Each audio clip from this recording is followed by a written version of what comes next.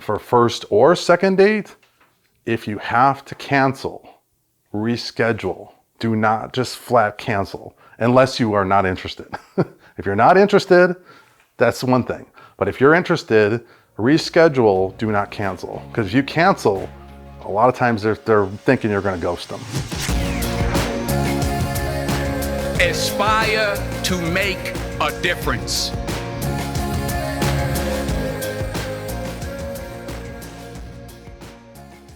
In this episode, we're going to talk about first dates. One of the things I highly recommend is to put your best foot forward.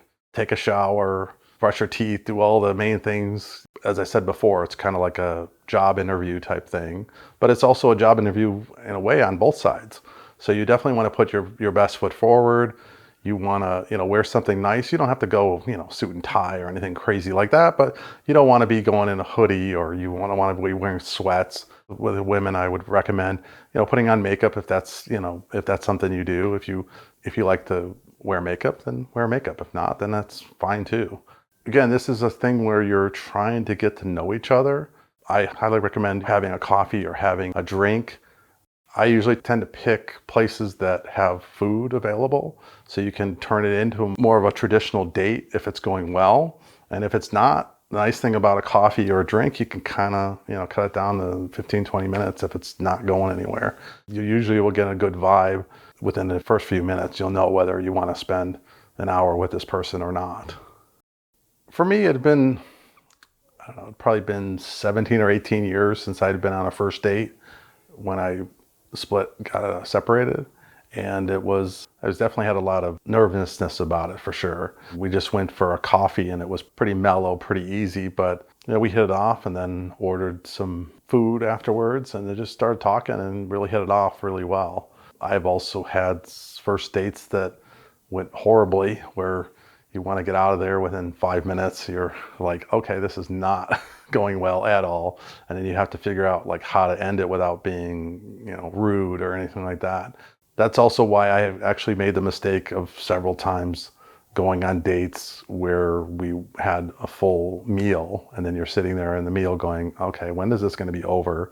You're paying a $200 tab or something and you know that you're not going to want date number 2. So that's why I highly recommend not doing that. And I also found that there's some women that's what they want. They basically want a free fancy meal. And that's, something to be cognizant of. And again, dating can be kind of scary. You're going to be having butterflies and be nervous. Usually it's much more nerve-wracking, of course, when you're hitting it off. But if you're hitting it off really well, it'll just kind of flow. Things just kind of smooth out. I'll take you to the candy shop. I'll let you lick the lollipop.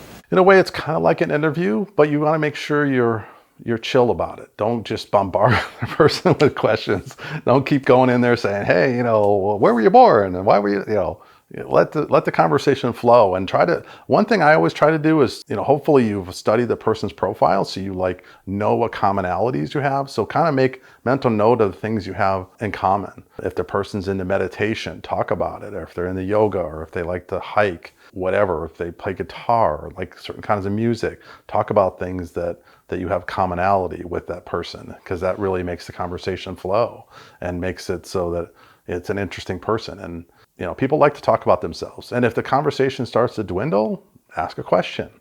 Put a question out there.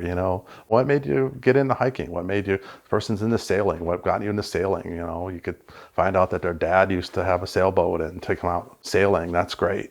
That's something that would be really fun to pursue. And it also can be things that maybe you don't have a commonality, but something maybe you've always wanted to try. Like if the person, like I said with the sailing, maybe you said, I would always love to sail a boat, but I never have. One thing I highly recommend is when the date is kind of winding down, I strongly recommend giving at least a hug to show that you're interested and you're not just, wanting to be friend. And you can even talk about that kind of thing, what are the next steps. Sometimes you'll feel comfortable and both want to, kiss or do more things like that. That's fine too. But in this day and age, at least my experience has been, you don't have to do a kiss. But I do have found that if you're not doing a hug, you're kind of showing a different kind of vibe. The other thing I almost always do too, if it's gone well, is I usually put a an idea for the second date before it's over. So if it's like a Saturday night, I'll kind of figure out ahead of time what, hey, maybe next Friday I have available or something. And you come up with an idea for the next date, especially if it's going well. Because otherwise sometimes you don't do that and then, just kind of falls flat from that. One other thing I recommend after the date is, I know there's an old adage, wait 2 or 3 days or all this stuff to reply and stuff. At this point, to me, don't play games. Games are, really, especially from women I've talked to, women hate games. They hate games, especially early on. If you want to get a girl to ghost you, start goofing around with playing games in this kind of arena after a first date or even before. Those are the kind of things that they really strongly dislike. So I always send a text. You don't have to make it elaborate, but just, thank you for your time. I had a good time last night. Looking forward to seeing you on Friday. And that can be the extent of it. I don't continually, message them throughout the day. Oh, it was so great. I'm looking so forward to the date coming up. No, don't do stuff like that. Just be chill, relax about it. Like I said in the previous video, I continue to, do my good mornings and checking in with them throughout the week and see how they're doing. And, if you're supposed to get together on Friday and it's Wednesday and she's got the flu, say, I'm sorry you got the flu and everything like that. One other key one I always recommend is for first or second date, if you have to cancel, reschedule. Do not just flat cancel unless you are not interested. If you're not interested, that's one thing. But if you're interested, reschedule, do not cancel. Because if you cancel, a lot of times they're thinking you're going to ghost them. And it goes for both men and women. If you're a woman and you cancel on a guy, the guy's going to maybe go on to somebody else and just assume you're not interested. And the same thing with a woman. She may think you're not really interested. And even if it is a second date, people think, why would people get ghosted on a second date? Hey, people get ghosted when they've been dating for 2 or 3 months these days. Bye, Felicia.